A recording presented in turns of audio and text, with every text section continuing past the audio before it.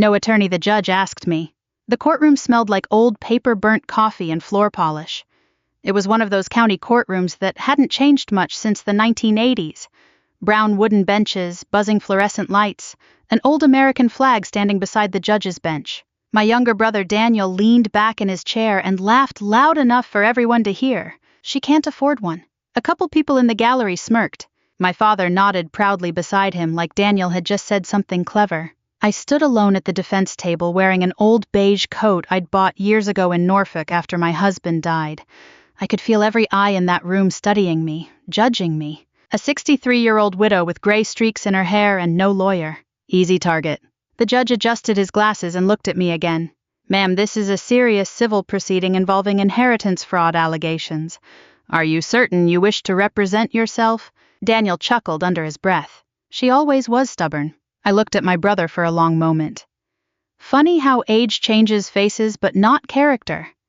Daniel was 58 now. His hair was thinner, his stomach heavier, but the smug little grin he wore when we were children was still there. The same grin he wore after blaming me for breaking Dad's fishing radio when he'd done it himself. The same grin he wore after stealing money from Mom's purse in high school.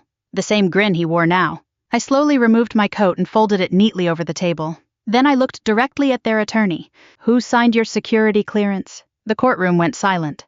Not quiet. Silent. Their attorney stopped breathing for a second. The color drained from his face so fast I actually thought he might faint. The judge noticed immediately. Mr. Talbot, he asked carefully. Daniel looked confused. What the hell does that even mean? He laughed.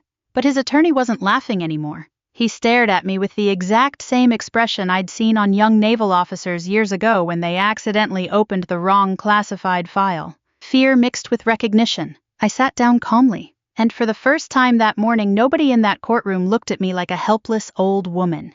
Not even my father. 3 months earlier I had been standing in my kitchen overlooking the Chesapeake Bay when the lawsuit papers arrived. Rain tapped against the windows that afternoon. The kind of slow Virginia rain that settles into your bones. I remember heating tomato soup on the stove when the mail carrier knocked. Certified envelope. County seal.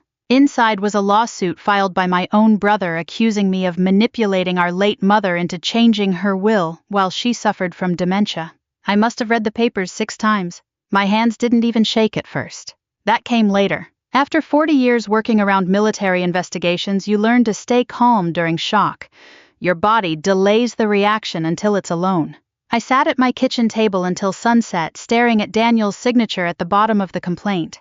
My own brother. The boy whose diapers I changed when Mom worked late shifts at the diner. The teenager I covered for after he got drunk and wrapped Dad's truck around a mailbox in 1983. The grown man I loaned nearly $30,000 to over the years without ever asking for repayment. Now he wanted me destroyed in court. The strangest part wasn't even the lawsuit. It was my father supporting him. That hurt worse. Dad was 86 now. Arthritis in both hands, heart trouble, hearing aid in his left ear. After Mom passed, Daniel practically moved into his house full-time. At first I thought it was kindness, then I realized it was control. Dad stopped answering my calls regularly. When I visited, Daniel somehow always managed to be there, and every conversation became uncomfortable.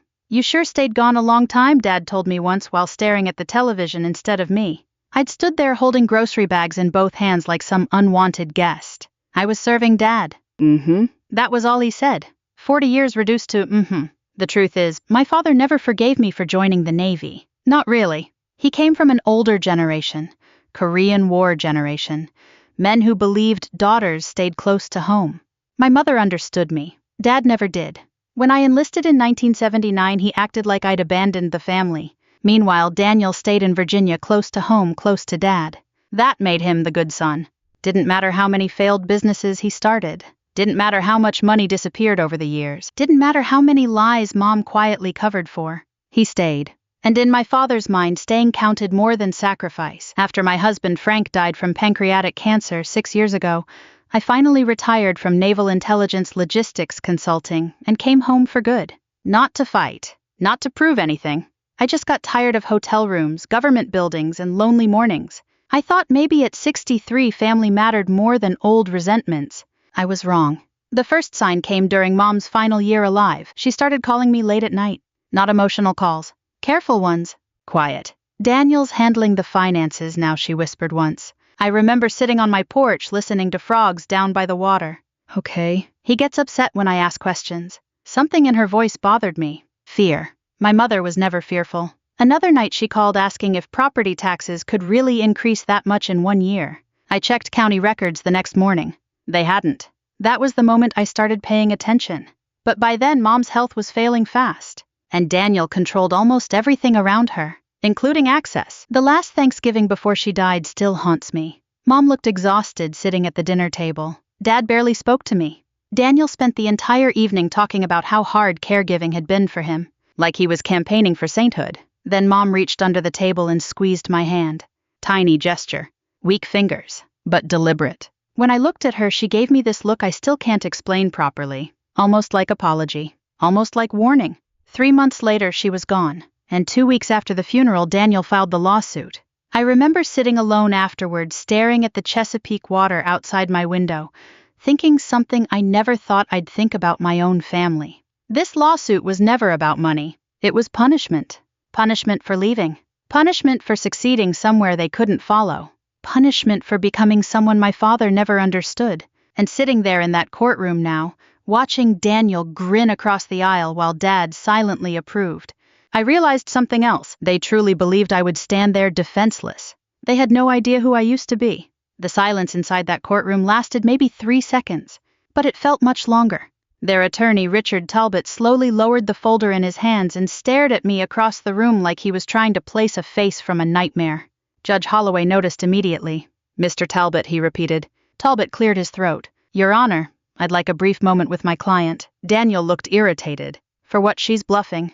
Talbot didn't even look at him. That was the first crack. Small, but visible. Judge Holloway studied me carefully over the rim of his glasses. He was probably around 70 himself. Silver hair, navy blue tie, calm voice, the kind of old-school judge who believed manners still mattered. 5 minutes, he said finally. The gavel tapped once. Everybody stood. The room exploded into whispers. I stayed seated. At my age, you learn there's no point rushing anywhere, especially not toward conflict. Daniel followed his attorney near the back wall, visibly annoyed. What is wrong with you? I heard him hiss. Talbot spoke so quietly I couldn't hear the words, but I saw the fear.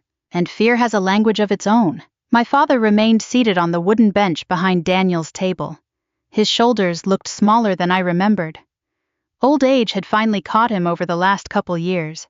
For a moment he looked at me, not angrily, not warmly either, just uncertain. That may have hurt more than hatred, because uncertainty meant he no longer knew who I was. The truth is, most people never really knew what I did in the Navy. That was intentional. Even Frank, my husband, only knew pieces, not because I didn't trust him, because compartmentalization becomes second nature after enough years around classified systems. You stop talking automatically.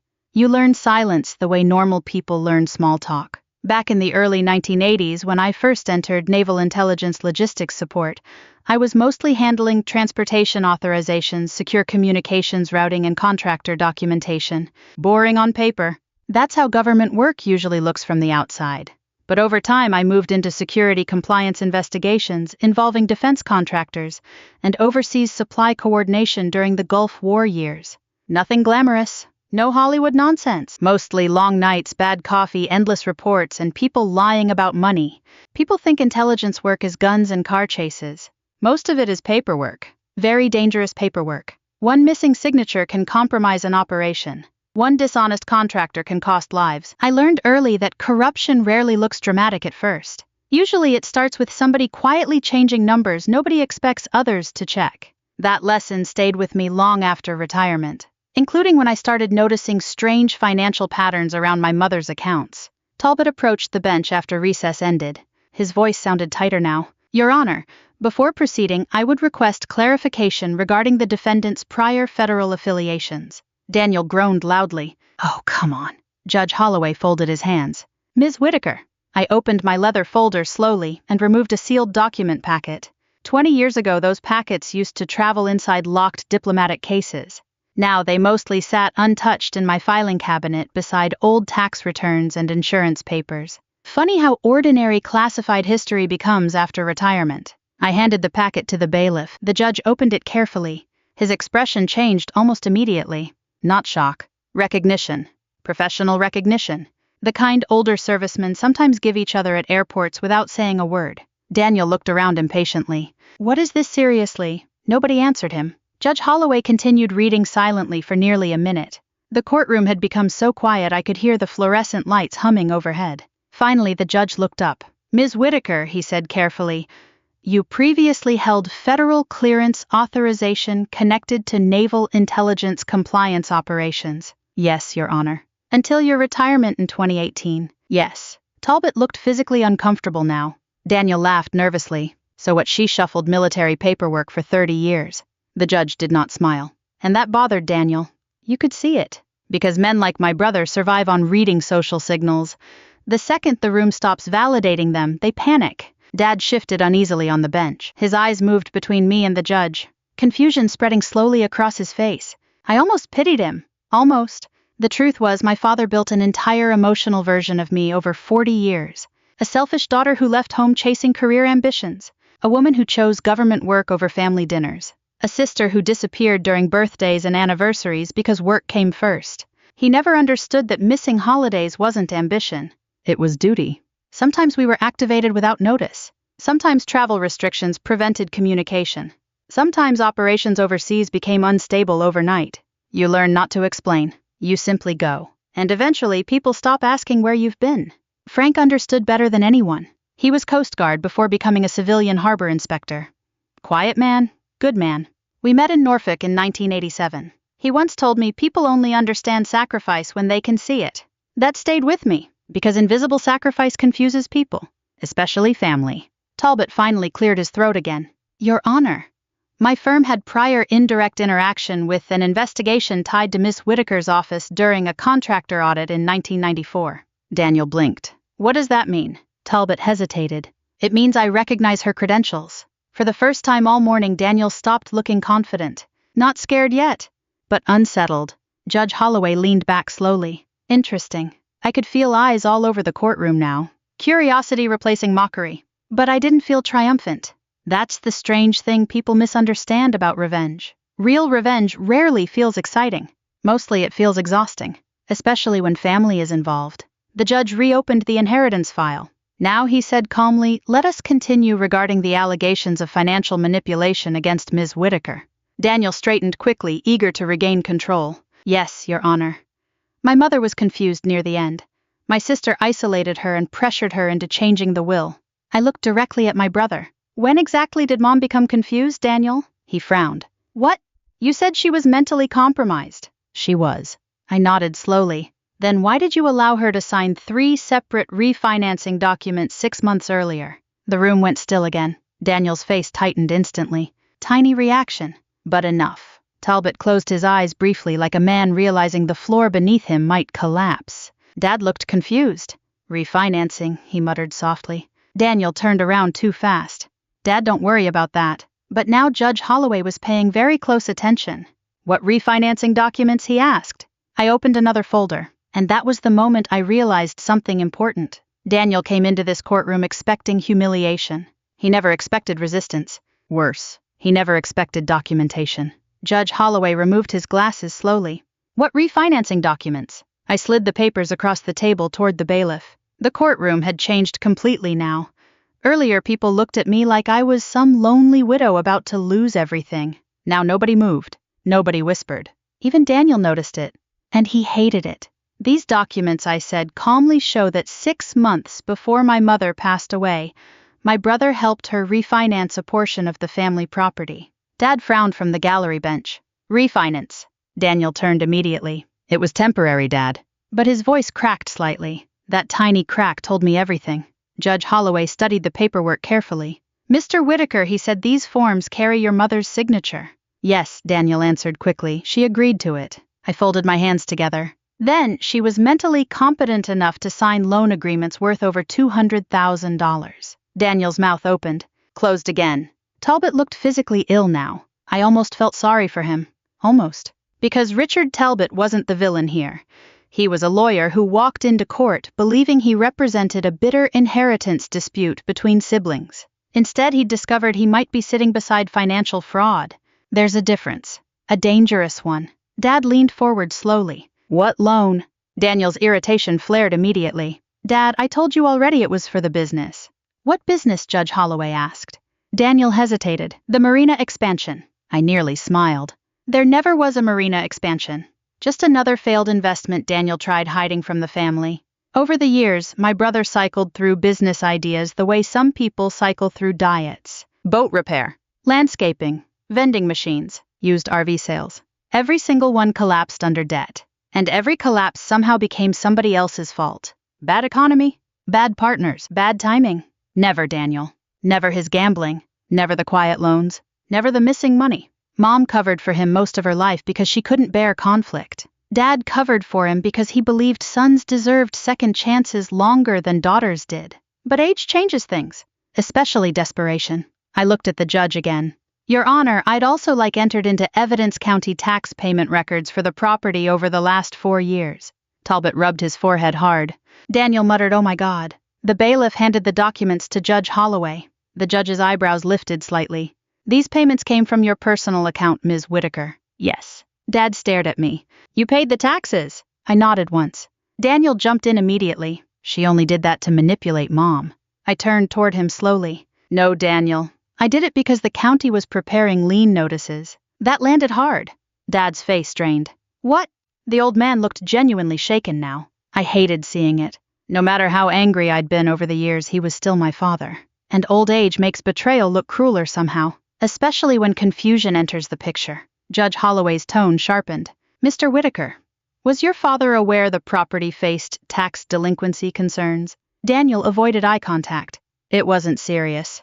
But it had been serious. Very serious. I remembered the exact night I discovered it. Mom had called me around 11:30. Her voice sounded weak. Nervous. Margaret, she whispered, could you check something for me? I sat up immediately in bed. What's wrong? I found a letter from the county. The next morning I drove 2 hours to Fairfax and went straight to the records office. That's when I learned portions of the property taxes had gone unpaid for nearly 18 months. Not because Mom forgot. Because somebody redirected money. I knew immediately who that somebody was, but proving it quietly without humiliating Dad became the problem. So I paid the overdue amount myself. Nearly $16,000. I never told anyone. Not even Frank's old friends from the Coast Guard support group I occasionally met for coffee. You know something strange about getting older. You stop keeping score. At least healthy people do. You help because somebody has to. That's all. The courtroom door opened quietly as a clerk brought additional files to the judge's bench. Outside the windows, gray November rain streaked across the courthouse parking lot. Everything suddenly felt smaller, older, sadder. Judge Holloway reviewed the records for several long moments before looking toward Daniel again. Mr. Whitaker, he said carefully, did your mother personally authorize these financial transfers? Yes. Do you possess documentation beyond your own submitted statements? Daniel swallowed. Talbot finally spoke up. Your Honor, my client may require time to organize supplementary records. That was lawyer language for we have a problem. A serious one. Dad looked back and forth between us like a man waking from anesthesia. Slowly, painfully. I don't understand, he murmured. And right then I realized something terrible. Dad truly didn't know. For months I'd convinced myself he knowingly helped Daniel turn against me. But sitting there watching confusion spread across his face, I saw something different. Loneliness. Old age terrifies people in ways younger folks don't fully understand. Once your spouse dies, the world becomes unstable. You start depending on whoever stays closest. Daniel understood that, and he used it. He became Dad's driver, Dad's helper, Dad's daily company. Not because he loved responsibility, because proximity creates influence, especially with elderly parents. The judge looked toward me again. Ms. Whitaker, do you possess further evidence regarding financial irregularities? I hesitated briefly, then opened the final folder. Inside was a handwritten letter. Mom's handwriting. Weak but recognizable. The second Dad saw the envelope, his breathing changed. Oh no, he whispered. Daniel's face hardened immediately. Where did you get that? Mom had mailed it to me 3 weeks before she died. Certified mail. No return address. Inside was only one handwritten sentence on the front page. If anything happens, read this in court. I'd carried that letter in my bag for months without opening it again. Partly because I already knew what it contained. Partly because I was afraid hearing Mom's voice one last time might break something inside me I couldn't repair. Judge Holloway accepted the envelope carefully. Is this relevant to the financial allegations? I looked toward my father. then my brother, then finally the judge. Yes, Your Honor. Daniel stood suddenly. That letter shouldn't be admitted. The room froze. Judge Holloway's eyes narrowed slightly. And why is that, Mr. Whitaker? For the first time all day? Daniel looked afraid. Daniel remained standing. That letter shouldn't be admitted. Nobody in the courtroom moved. Judge Holloway folded his hands slowly. And why exactly would that be, Mr. Whitaker? Daniel opened his mouth, then hesitated. Talbot quietly touched his sleeve. Sit down, the attorney whispered. Daniel ignored him. That letter was written while my mother was confused. The judge glanced toward me. Ms. Whitaker, I answered calmly. My mother mailed it certified 3 weeks before her death. The judge examined the envelope carefully. The certification stamp was still visible near the corner. Dated. Verified. Real. Talbot finally spoke in a tired voice. Your Honor, perhaps we should review the contents privately before reading anything into public record. That alone told me everything. Richard Talbot no longer trusted his own client. Judge Holloway nodded once. I agree. He opened the envelope carefully. The paper inside looked fragile with age and handling. I recognized Mom's stationery immediately. Pale blue flowers around the edges. She'd used those letters for years. Christmas notes, birthday cards, recipes nobody in the family bothered learning properly. Funny what survives people. The judge adjusted his glasses and began reading silently. At first his expression stayed neutral. Then slowly, it changed. Not dramatic, not theatrical, just heavy, like a man carrying unexpected weight. Dad noticed too. What does it say? He asked quietly. Judge Holloway looked up. Mr. Whitaker, I believe this letter concerns all parties involved. I intend to admit it into record. Daniel's face tightened. You can't seriously. I can, the judge interrupted calmly. That shut him up. The courtroom air felt different now. Earlier there had been tension. Now there was dread. Judge Holloway began reading aloud. To whoever reads this, if Margaret brings this letter to court one day, it means things became worse than I feared. Dad lowered his head slowly. I felt my chest tighten hearing Mom's words again. Her voice returned instantly inside my memory. Soft Virginia accent, careful pacing, gentle even when angry. The judge continued, Daniel has been handling more of our finances since my health declined. I wanted to believe he was helping. But over time I became frightened to ask questions. Daniel stared at the table. Talbot closed his eyes briefly. I discovered money missing from accounts your father knew nothing about. When I confronted Daniel, he became angry and blamed stress from business troubles. Dad looked at his son. What is she talking about? Daniel didn't answer. The judge kept reading. I should have addressed this sooner, but after 58 years of marriage, I know your father. He avoids conflict when it involves family, especially Daniel. That one hit hard. Because it was true. Dad had spent his entire life pretending problems disappeared if ignored long enough. Sometimes that works with neighbors, not with children. Judge Holloway's voice softened slightly as he continued. Margaret may seem distant to people who don't understand her life, but distance is not abandonment. I swallowed carefully.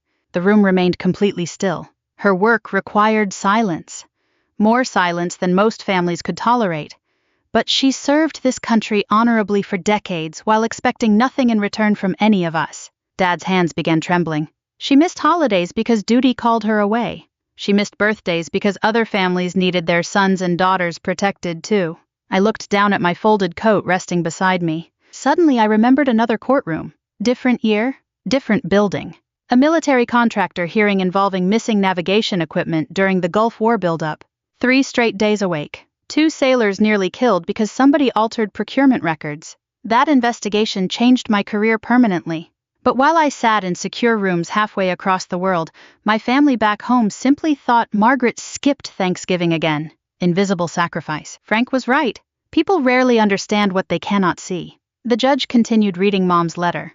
I am writing this because I fear resentment has poisoned my family. Your father never forgave Margaret for leaving home. Daniel quietly learned to use that pain. Dad suddenly covered his mouth with one shaking hand. The old man looked destroyed, not angry. Destroyed. And for the first time since Mom died, my own anger weakened a little. Because grief changes elderly people differently. Younger people burn hot. Older people collapse inward. Judge Holloway paused before reading the next section. I also need the truth known clearly. Margaret secretly paid overdue taxes on this property after Daniel failed to do so. A murmur spread through the courtroom. Dad stared directly at Daniel now. You told me taxes were handled. Daniel snapped immediately. I was trying to fix it.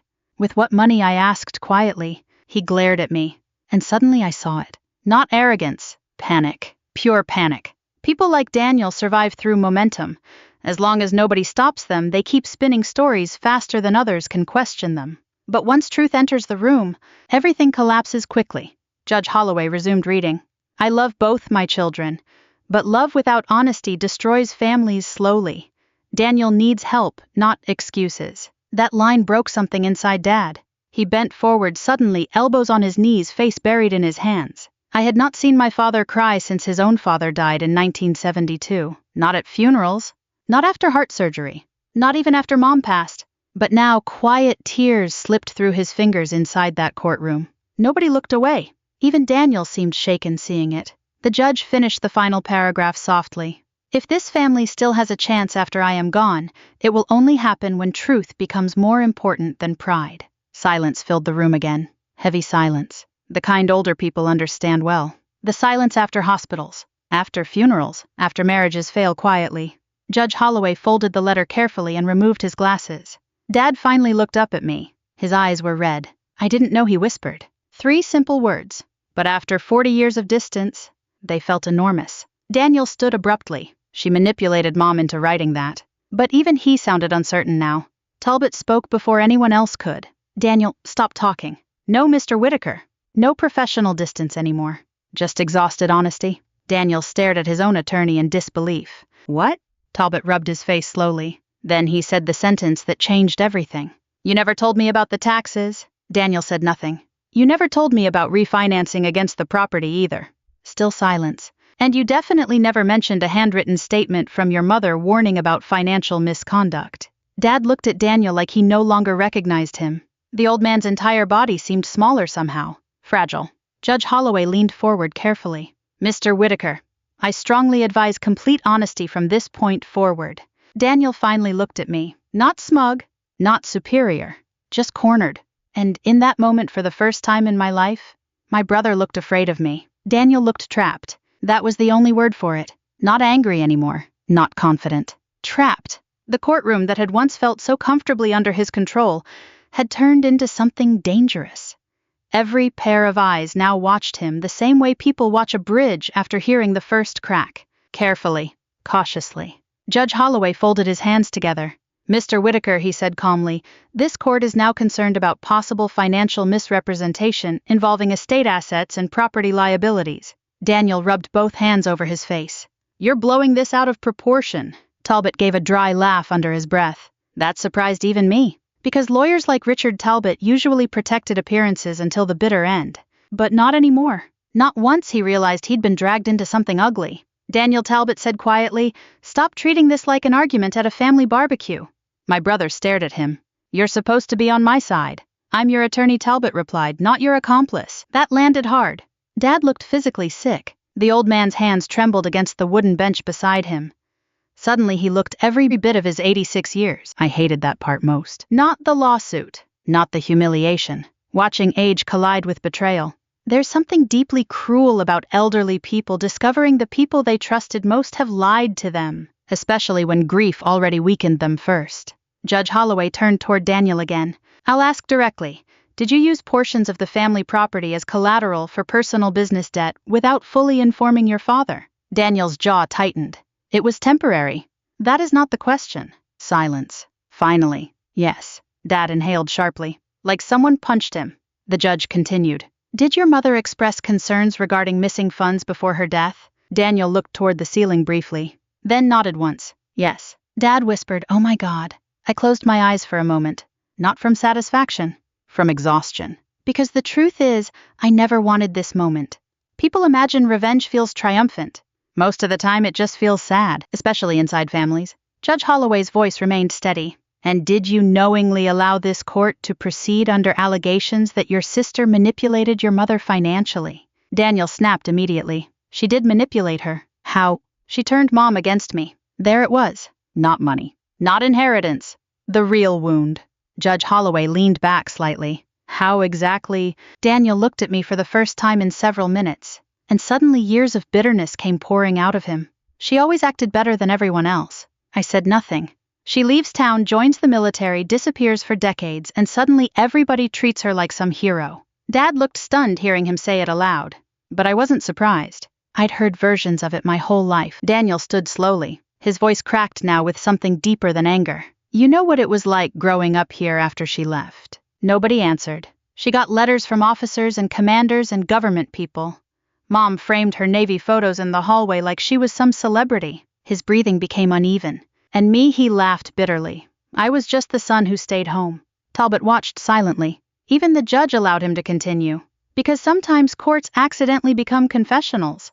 Daniel pointed toward me. She comes home after years away and everybody suddenly forgets who actually took care of Mom and Dad.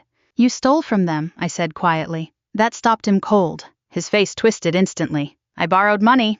You refinanced their property behind Dad's back. I was trying to save the business. What business? I asked calmly. The marina that never existed. The room fell silent again. Dad looked at Daniel with genuine confusion now. There was no marina. Daniel avoided his eyes. That hurt the old man worse than anything else. You could see it happen, not because of the money, because parents can survive disappointment easier than humiliation. And suddenly Dad realized he'd defended lies publicly. Judge Holloway reviewed several papers before speaking again. Mr. Whitaker, based on current evidence, this court finds no support for your allegations against your sister. However, substantial concerns now exist regarding your own conduct. Daniel sat heavily in his chair, defeated. For the first time since this nightmare began, he looked small. Not evil, not monstrous. Just broken in ordinary human ways. That's the thing people eventually learn about family conflict. Most villains are simply wounded people who chose bitterness too long. Judge Holloway continued. I am referring portions of these financial findings for additional civil review. Dad lowered his head again. Daniel looked terrified now. Wait. But the judge raised one hand. However, everybody looked up. I also recognize this matter involves significant family grief, elder dependency concerns, and long-standing emotional conflict. The judge looked toward me. Ms. Whitaker, do you wish to pursue maximum civil penalties available under the current evidence? The courtroom became perfectly still. Talbot looked surprised. Daniel looked terrified. Dad looked ashamed. And me, I looked at my brother. Really looked at him. Past the arrogance. Past the lies. Past the resentment. I saw the little boy who used to wait on the front porch for me after school because bullies picked on him in 5th grade. I saw the teenager who cried privately after our dog died. I saw the man who never truly became comfortable in his own skin after spending his whole life comparing himself to someone else.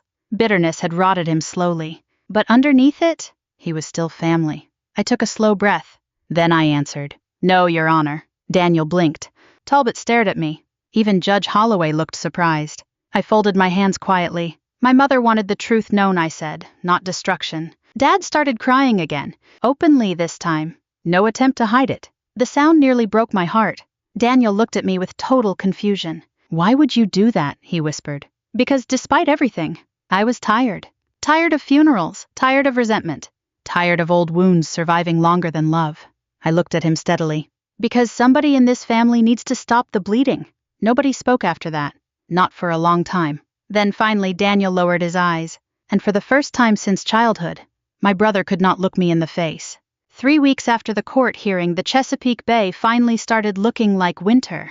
The water outside my house turned gray and restless. Wind pushed dead leaves across the porch every morning, and the air smelled like cold salt and wood smoke drifting from neighboring homes. Life became quiet again. The lawsuit ended faster than most people expected. Daniel withdrew the remaining claims after his attorney negotiated revised financial disclosures with the county. Judge Holloway's findings stayed on record, but because I refused harsher penalties, the matter avoided turning into criminal prosecution. That decision confused many people, including Daniel, including myself sometimes, but at my age, peace starts mattering more than victory, especially after funerals, especially after losing almost everyone who once knew you young. I spent most mornings sitting near the bay with coffee and old photo albums I hadn't opened in years. Photos from Norfolk, photos from Gulf deployments, photos of Frank standing beside Coast Guard vessels with that crooked grin I still missed every day. One morning I found an old picture of myself in uniform from 1993. Sharp posture, dark hair, eyes that still believed hard work could fix everything. I stared at it for a long time, then laughed quietly to myself. That woman had no idea how lonely service could become later in life. People thank veterans in airports now, that's kind. But they rarely understand the invisible part afterward. The missed birthdays, The emotional distance, the marriages that survive through sacrifice, the families that quietly drift away while duty keeps pulling you somewhere else. Service leaves marks nobody sees, and silence leaves marks too. Around noon that same day, somebody knocked on my front door. I already knew who it was before opening it. Dad. He stood there wearing his old brown jacket and holding a grocery bag for absolutely no reason except nervousness. Old men from his generation always needed something in their hands during emotional moments. Thought maybe you needed soup, he muttered. I stepped aside quietly. Come in. He moved slower than I remembered. The courtroom seemed to age him 10 years in one afternoon. Or maybe truth simply removes the last illusions people use to stay young. We sat at the kitchen table overlooking the bay. For nearly 2 full minutes, neither of us spoke. Finally, Dad looked out the window and sighed. Your mother loved this view. Yes. Another silence. Then I was hard on you. Not dramatic. Not theatrical. Just honest. I stirred my coffee slowly. You were. Dad nodded weakly. I thought if you left home, eventually you'd forget us. That hit harder than I expected. Because suddenly so many old arguments finally made sense. Not anger. Fear. Parents from his generation rarely admitted fear directly, especially fathers. Instead, it came out sideways.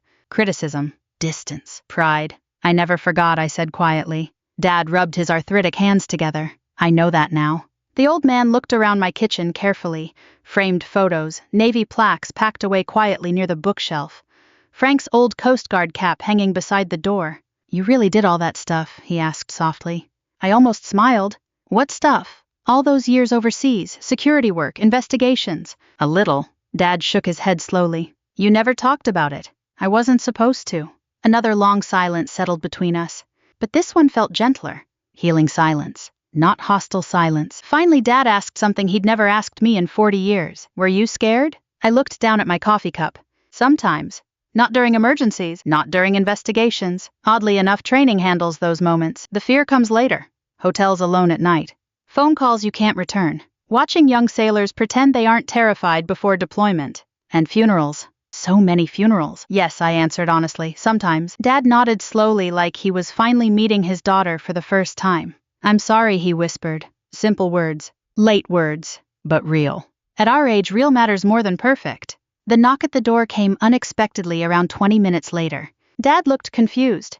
I didn't bring anybody. I stood and opened the door slowly. Daniel stood outside, hands shoved awkwardly into his jacket pockets. He looked exhausted. Older somehow. The courtroom had stripped something out of him too. For a moment nobody spoke. Then he looked at Dad. I almost drove away 3 times. Dad gave a tired half laugh. Probably should've. Daniel nodded slightly. Maybe. I stepped aside. Come in. The 3 of us sat awkwardly around the kitchen table like strangers trapped together during a snowstorm, which honestly described most families after enough years pass. Daniel stared down at his hands. I messed everything up. Nobody interrupted him. That business debt got worse than I told anybody. He swallowed hard. After Mom got sick. I panicked. Dad closed his eyes painfully. You lied to me. I know. You stole from us. Daniel nodded once. I know. Then finally he looked at me. I hated you for leaving. The honesty in his voice surprised me. I know, I said quietly. You always seemed stronger than me. I almost laughed at that. Because strength is one of the biggest misunderstandings in American families. People think strength means confidence. Sometimes strength is simply enduring loneliness without becoming cruel. Daniel rubbed his face. When people talked about you, it made me feel small. I studied him carefully. Not the angry brother from court, not the manipulative son. Just an aging man carrying decades of insecurity badly. And suddenly I felt tired of punishing him in my own mind. Dad slowly stood from the table and wandered toward the hallway. My old navy coat still hung beside the closet door where I'd left it earlier that morning. The room became quiet again as he stared at it. Then something happened I never expected. Dad straightened his posture carefully despite the arthritis, raised his trembling hand, and gave me the first salute of my life. I couldn't speak. Neither could Daniel. The old man's eyes filled with tears. I should have done that years ago, he whispered. Nobody moved for several seconds. Then finally I stood and hugged my father. And after a moment, my brother too. Not because everything was fixed. It wasn't. Some damage never disappears completely. But healing begins the moment pride stops speaking louder than love. And maybe that's the real tragedy of growing older. Not wrinkles. Not illness. Not even death. It's realizing how many years people waste misunderstanding each other. If this story meant something to you, If it reminded you of somebody you still need to call forgive or simply understand a little better, then maybe it was worth telling. And if you believe quiet strength still matters in this world, I hope you'll stay for more stories like this.